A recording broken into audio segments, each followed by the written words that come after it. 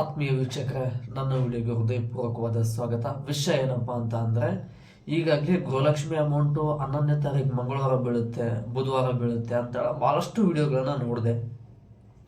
But ಅದು ಪೋರ್ಟಲಲ್ಲಿ check ಮಾಡಿದಾಗ ಗೃಹಲಕ್ಷ್ಮಿ ಸ್ಕೀಮಲ್ಲಿ ಯಾವುದೇ ಅಪ್ಡೇಟ್ ಬಂದಿಲ್ಲ. ಬಟ್ ಗೃಹಲಕ್ಷ್ಮಿ ಸ್ಕೀಮಲ್ಲಿ ಲಕ್ಷ್ಮಿ ಹೆಬ್ಬಾಳ್ಕರ್, ಮಹಿಳಾ ಮತ್ತು ಮಕ್ಕಳ ಸಬಲೀಕರಣ ಇಲಾಖೆಯ ಸಚಿವೆ ಲಕ್ಷ್ಮಿ ಹೆಬ್ಬಾಳ್ಕರ್ ಅವರು ತಿಳಿಸಿರುವಂಥ ಮಾಹಿತಿ ಏನಂದ್ರೆ, ಈವರೆಗೂ ಏನು 15 ಕಂತಿನ ಅಮೌಂಟ್ ಏನು ಬಿದ್ದಿದೆಯಲ್ಲ, ಇದು ರಾಜ್ಯ ಕಾರ್ಯದರ್ಶಿ ಮಹಿಳಾ ಮತ್ತು ಮಕ್ಕಳ ಸಬಲೀಕರಣ ಇಲಾಖೆಯಿಂದ ನೇರವಾಗಿ ಫಲಾನುಭವಿಗಳ ಖಾತೆಗೆ ಬೀಳ್ತಾ ಇತ್ತು.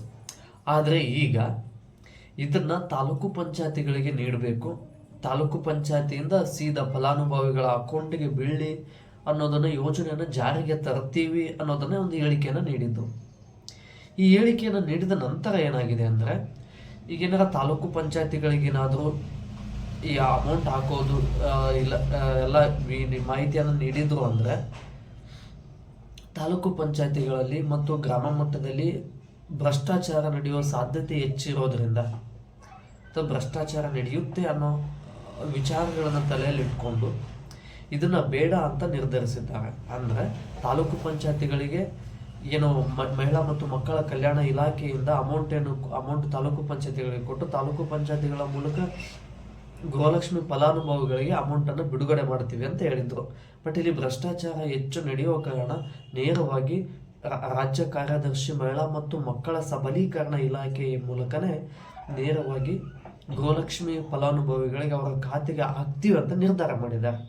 ಮತ್ತು ಇದಾದ ಮೇಲೆ ಮತ್ತು ಲಕ್ಷ್ಮಿ ಹೆಬ್ಬಾಳ್ಕರ್ ಅವರು ತಿಳಿಸಿರುವ ಮಾಹಿತಿ ಪ್ರಕಾರ ಫೆಬ್ರವರಿ ತಿಂಗಳಲ್ಲಿ ಯಾವುದೇ ದಿನದಲ್ಲಿ ಬೇಕಾದರೂ ಅಮೌಂಟ್ ಬೀಳ್ಬೋದು. ಫೆಬ್ರವರಿ ತಿಂಗಳಲ್ಲಿ ಅಮೌಂಟ್ ಹಾಕ್ತೀವಿ, ಇದನ್ನು ಕ್ಲಿಯರ್ ಮಾಡ್ತೀವಿ ಅಂತ ಹೇಳಿದ್ದಾರೆ. ಬಟ್ ಕೊಡೋ ಅಮೌಂಟು ಯಾವಾಗ ಬೇಕಾದರೂ ಕೊಡಲೇಬೇಕು, ಇದರಲ್ಲಿ ಯಾವುದೇ ಸಂಶಯವಿಲ್ಲ. ಫೆಬ್ರವರಿ ತಿಂಗಳಲ್ಲಿ ನಿಮ್ಮ ಅಮೌಂಟನ್ನು, ಈ ಗೃಹಲಕ್ಷ್ಮಿ ಅಮೌಂಟನ್ನು ಎರಡು ತಿಂಗಳ ಅಮೌಂಟನ್ನು ಒಂದೇ ಅಂದರೆ ಎರಡು ಕಂತಿನ ಅಮೌಂಟನ್ನು ಫೆಬ್ರವರಿ ತಿಂಗಳು ಮುಗಿಯೋದ್ರೊಳಗಡೆ ಹಾಕ್ತೀವಿ ಅಂತ ಹೇಳಿದ್ದಾರೆ. ಈಗೇನು ಬುಧವಾರ, ಮಂಗಳವಾರ, ಗುರುವಾರ ಈ ರೀತಿ ಏನು ನೋಡ್ತಾ ಇದೆಯಲ್ಲ, ಇದು ಆಲ್ಮೋಸ್ಟು ಸುಳ್ಳಿನ ವಿಚಾರ ಆಗಿದೆ. ಹಂಗಾಗಿ ಗೃಹಲಕ್ಷ್ಮಿ ಯೋಜನೆಯಲ್ಲಿ ಬರುವಂಥ ಅಮೌಂಟು ಇನ್ನೂ ಯಾರಿಗೂ ಬಂದಿಲ್ಲ ಮತ್ತು ನೀಡುತ್ತೀವಿ ಅಂತೇಳಿ ರಾಜ್ಯ ಸರ್ಕಾರ ಎಲ್ಲೂ ಕೂಡ ಮಾಹಿತಿ ನೀಡಿಲ್ಲ, ಒಂದು ವಿಚಾರ. ಮತ್ತು ಇನ್ನೊಂದು, ಫೆಬ್ರವರಿ ತಿಂಗಳಲ್ಲಿ ಎಲ್ಲವೂ ಗೊಂದಲಗಳ ತಾಂತ್ರಿಕ ಸಮಸ್ಯೆಗಳು ನಿವಾರಣೆ ಆದರೆ ಫೆಬ್ರವರಿ ತಿಂಗಳಲ್ಲಿ ನೀಡುತ್ತೀವಿ ಅಂತ ಒಂದು ಭರವಸೆಯನ್ನು ಕೊಟ್ಟಿದ್ದಾರೆ. ಅಂದರೆ ಇವರು ಆಲ್ಮೋಸ್ಟ್ ಮುಂದಕ್ಕೆ ಹಾಕೋ ಸಾಧ್ಯತೆಯನ್ನು ಇಟ್ಟುಕೊಂಡೇ ಕೊಟ್ಟಿರ್ತಾರೆ. ಈಗೇನು ಬುಧವಾರ 11ನೇ ತಾರೀಕು ಬೆಳಗ್ಗೆ, 12ನೇ ತಾರೀಕು ಬೆಳಗ್ಗೆ ಈ ರೀತಿ ಯಾವುದೇ ಮಾಹಿತಿಯನ್ನು ರಾಜ್ಯ ಸರ್ಕಾರದ ಗೃಹಲಕ್ಷ್ಮಿ ಪೋರ್ಟಲಲ್ಲಿ ಯಾವುದೇ ಅಪ್ಡೇಟ್ ಆಗಿಲ್ಲ. ಅಪ್ಡೇಟ್ ಆಗಿರುವಂಥದ್ದು ವಿಚಾರ ಒಂದೇ, ರಾಜ್ಯ ಕಾರ್ಯದರ್ಶಿ ಮಹಿಳಾ ಮತ್ತು ಮಕ್ಕಳ ಕಲ್ಯಾಣ ಇಲಾಖೆಯಿಂದ ತಾಲೂಕು ಪಂಚಾಯತಿಗಳಿಗೆ ವರ್ಗಾವಣೆ ಮಾಡಿ ತಾಲೂಕು ಪಂಚಾಯತಿಯಿಂದ ನೇರವಾಗಿ ಫಲಾನುಭವಿಗಳ ಖಾತೆಗೆ ಹಾಕ್ತೀವಿ ಅಂತ ಹೇಳಿದ್ರು. ಈ ರೀತಿ ಹಾಕೋದು ಬೇಡ ಅನ್ನೋದನ್ನು ಮಾತ್ರ ನಿರ್ಧರಿಸಿದ್ದಾರೆ. ಪೋರ್ಟಲಲ್ಲಿ ಅಪ್ಡೇಟ್ ಆಗಿರುವಂಥ ವಿಚಾರ. ಮತ್ತು ಅದ್ರ ಜೊತೆಗೆ ಅಂದರೆ ಈಗ ಇನ್ನು ಮುಂದೆ ಬರುವಂಥ ಅಮೌಂಟ್ ಏನಿದೆಯಲ್ಲ, ರಾಜ್ಯ ಕಾರ್ಯದರ್ಶಿ ಮಹಿಳಾ ಮತ್ತು ಮಕ್ಕಳ ಸಬಲೀಕರಣ ಇಲಾಖೆಯಿಂದ ನೇರವಾಗಿ ಖಾತೆಗೆ ಬರುತ್ತೆ. ಇದರಲ್ಲಿ 2 ತಿಂಗಳ ಅಮೌಂಟ್ ಒಟ್ಟಿಗೆ ಬರುತ್ತಾ, 3 ತಿಂಗಳ ಅಮೌಂಟ್ ಒಟ್ಟಿಗೆ ಬರುತ್ತಾ, ಇದರ ಮಾಹಿತಿಯನ್ನು ಕೂಡ ಕೊಟ್ಟಿಲ್ಲ. ಫೆಬ್ರವರಿ ತಿಂಗಳೊಳಗೆ ಬಂದರೆ 2 ತಿಂಗಳ ಅಮೌಂಟ್ ಕೂಡ ಒಟ್ಟಿಗೆ ಬರ್ಬೋದು, ಇಲ್ಲ 3 ತಿಂಗಳ ಅಮೌಂಟ್ ಕೂಡ ಒಟ್ಟಿಗೆ ಬರ್ಬೋದು. ಅದೇ ಅಲ್ಲ, ಗೃಹಲಕ್ಷ್ಮಿ ಪೋರ್ಟಲಲ್ಲಿ ಅಪ್ಡೇಟ್ ಆಗಿರುವಂಥ ಇನ್ನೊಂದು ವಿಚಾರ ಏನಪ್ಪ ಅಂತ ಅಂದರೆ, ಈ ಗೃಹಲಕ್ಷ್ಮಿ ಅರ್ಜಿ ಏನು ಹಾಕಿದ್ರಲ್ಲ, ಎಲ್ಲವೂ ಡಾಕ್ಯುಮೆಂಟ್ಸನ್ನು ರೀವೆರಿಫಿಕೇಷನ್ ಮಾಡಲಾಗಿದೆ. ರೀವೆರಿಫಿಕೇಷನ್ ಮಾಡಿದ ನಂತರ ಈ ರೀವೆರಿಫಿಕೇಷನ್ ಪ್ರೊಸೆಸ್ ಏನಿದೆಯಲ್ಲ, ಇದು ಕಂಪ್ಲೀಟ್ ಆದ ನಂತರ ಮತ್ತು ಅದರ ಜೊತೆಗೆ ಕರ್ನಾಟಕದಲ್ಲಿ 1,23,000 ಗೃಹಲಕ್ಷ್ಮಿ ಯೋಜನೆ ಫಲಾನುಭವಿಗಳಿಗೆ ರಿಜೆಕ್ಟ್ ಲಿಸ್ಟಲ್ಲಿ ಇಟ್ಟಿದ್ದಾರೆ, ಸಸ್ಪೆಂಡೆಡ್ ಲಿಸ್ಟಲ್ಲಿ ಇಟ್ಟಿದ್ದಾರೆ. ಇದಕ್ಕೆ ಹಲವಾರು ಕಾರಣಗಳನ್ನು ಕೊಟ್ಟಿದ್ದಾರೆ. ಕಾರಣಗಳು ಏನಪ್ಪ ಅಂತಂದರೆ, ಮೊದಲನೇದು ಇವರ KYC ಪೆಂಡಿಂಗ್ ಇದೆ ಅಂತ ಹೇಳಿದ್ದಾರೆ.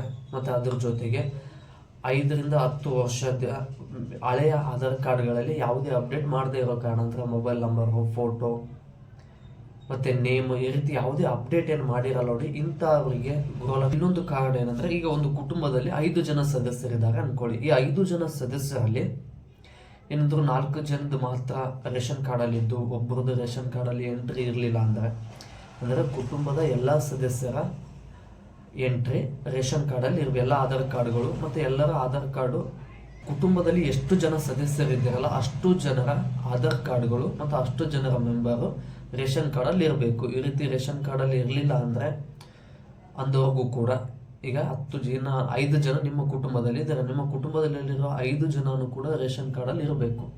ಆ ರೀತಿ ರೇಷನ್ ಕಾರ್ಡಲ್ಲಿ ಎಲ್ಲರೂ ಇರಲಿಲ್ಲ ಅಂದರೂ ಕೂಡ ಅಂಥವರಿಗೆ ಗೃಹಲಕ್ಷ್ಮಿ ಮತ್ತು ಅದೇ ಗೃಹಲಕ್ಷ್ಮಿ ಪೋರ್ಟಲಲ್ಲಿ ಲಕ್ಷ್ಮೀ ಹೆಬ್ಬಾಳ್ಕರ್ ಅವರು ನೀಡಿರುವ ಅಪ್ಡೇಟ್ ಪ್ರಕಾರ ವಾರ್ಷಿಕ ಆದಾಯ, ಆ ಕುಟುಂಬದವರ ವಾರ್ಷಿಕ ಆದಾಯ 1 ವರ್ಷದಲ್ಲಿ 7 ಲಕ್ಷಕ್ಕಿಂತ ಕಡಿಮೆ ಇರಬೇಕು. 7 ಲಕ್ಷಕ್ಕಿಂತ ಜಾಸ್ತಿ ಇದ್ದರೆ ಅಂಥ ಕುಟುಂಬದಲ್ಲಿ ಗೃಹಲಕ್ಷ್ಮಿ ಫಲಾನುಭವಿಗಳಿಗೆ ಗೃಹಲಕ್ಷ್ಮಿ ಅಮೌಂಟು ಬರಲ್ಲ. ಈ ಎಲ್ಲ ಲಿಸ್ಟಲ್ಲೂ ರೀವೆರಿಫಿಕೇಷನನ್ನು ಮಾಡಿ. ಅಂದರೆ 3 ವಿಚಾರಗಳನ್ನ ತಿಳಿಸಿದ್ದಾರೆ. ಏನು ಅಂತಂದರೆ ನಾನು ಶಾರ್ಟಾಗಿ ಹೇಳ್ಬಿಡ್ತೀನಿ.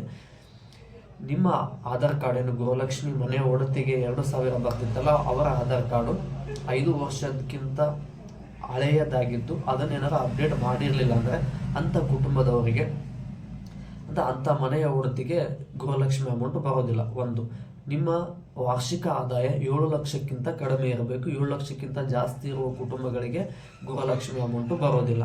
ಎಲ್ಲ ವಿಚಾರಗಳಲ್ಲಿ ರಿವೆರಿಫಿಕೇಶನ್ ಸಕ್ಸಸ್ಫುಲ್ ಆಗಿರುವಂಥ ಫಲಾನುಭವಿಗಳಿಗೆ ಮಾತ್ರ ಗೃಹಲಕ್ಷ್ಮಿ ಅಮೌಂಟು ಬೀಳುತ್ತೆ. ಈ ಹಿಂದೆ 15 ಕಂತುಗಳ ಗೃಹಲಕ್ಷ್ಮಿ ಅಮೌಂಟ್ ಏನು ಕೊಟ್ಟಿದ್ರಲ್ಲ, ಅಪ್ಲಿಕೇಶನ್ ಹಾಕಿರೋ ಎಲ್ಲರಿಗೂ ಬಂದಿದ್ದು. ಬಟ್ ಇದು 16, 17 ಮತ್ತು 18ನೇ ಕಂತಿನ ಗೃಹಲಕ್ಷ್ಮಿ ಅಮೌಂಟು ರಿವೆರಿಫಿಕೇಷನ್ ಆದಮೇಲೆ ಫೆಬ್ರವರಿ ತಿಂಗಳಲ್ಲಿ ರಿವೆರಿಫಿಕೇಷನ್ ಕಂಪ್ಲೀಟ್ ಮಾಡಿ ಮತ್ತು ಇದ್ರ ಯಾವ ಫಲಾನುಭವಿಗಳಿಗೆ ಈ ಅರ್ಹತೆಗಳನ್ನು ಇರುತ್ತೋ ಇವರೆಲ್ಲರಿಗೂ ಮಾತ್ರ ಗೃಹಲಕ್ಷ್ಮಿ ಅಮೌಂಟ್ ಬರುವುದಾಗಿ ತಿಳಿಸಿದ್ದಾರೆ. ಇದ್ರ ಬಗ್ಗೆ ಅಪ್ಡೇಟ್ ಏನಾದರೂ ಇನ್ನೂ ಹೆಚ್ಚಿನ ಮಾಹಿತಿಯನ್ನು ಬೇಕಾದರೆ ತಿಳ್ಕೊಂಡು ನನ್ನ ಚಾನಲಲ್ಲಿ ಅಪ್ಲೋಡ್ ಮಾಡ್ತಾ ಇರ್ತೀನಿ. ನನಗೆ ಹೆಚ್ಚಿನ ವಿಡಿಯೋಗಳನ್ನು ಮಾಡಲಿಕ್ಕೆ ನಿಮ್ಮ ಕಡೆಯಿಂದ ಪ್ರೋತ್ಸಾಹದ ಅವಶ್ಯಕತೆ ಇದೆ. ಹಾಗಾಗಿ ಈ ವಿಡಿಯೋವನ್ನು ಲೈಕ್, ಶೇರ್ ಮತ್ತು ಕಮೆಂಟ್ ಮಾಡೋದರ ಮೂಲಕ, ಅದಕ್ಕಿಂತ ಹೆಚ್ಚಿನದಾಗಿ ಸಬ್ಸ್ಕ್ರೈಬ್ ಮಾಡೋದರ ಮೂಲಕ ಸಪೋರ್ಟ್ ಮಾಡಿ ಅಂತ ಹೇಳ್ತಾ